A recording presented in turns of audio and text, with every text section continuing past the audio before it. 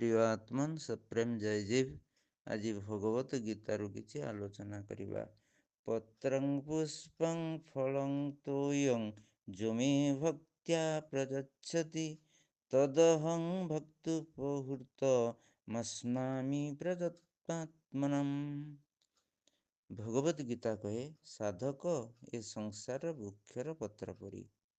ଯେପରି ପତ୍ରର ଛାୟା ବାଟୋଇକି ଶୀତଳତା ପ୍ରଦାନ କରେ, ସେମିତି ବୃକ୍ଷ ସଦୃଶ ବେଦ, କାରଣ ବେଦରୁ ଜ୍ଞାନର ଉତ୍ପତ୍ତି ହୋଇ ତାପ ଯନ୍ତ୍ରଣାକୁ ଦୂର କରିଥାଏ। ତେଣୁ ଏହି ସଂସାର ରୂପକ ବୃକ୍ଷର ବେଦ ହେଉଛି ପତ୍ର ସଦୃଶ। ବୃକ୍ଷର ଉତ୍କୃଷ୍ଟ ଅଂଶ ଫୁଲ। ଏ ଶରୀର ବୃକ୍ଷ ଓ ଉତ୍କୃଷ୍ଟ ଅଂଶ ଅଟେ। ଗୁରୁଙ୍କ ଉପଦେଶ ମନର ସନ୍ତାପକୁ ନଷ୍ଟ କରିଦେଇଥାଏ। ତେଣୁ ଗୁରୁଙ୍କ ଉପଦେଶ ପୁଷ୍ପ ସଦୃଶ। ଉପଦେଶ ଦ୍ୱାରା ସାଧକ ଯେଉଁ ସିଦ୍ଧିଟି ପାଏ, ତାହା ଫଳ ଅଟେ। ସପ୍ରେମ ଜୟଜୀବ।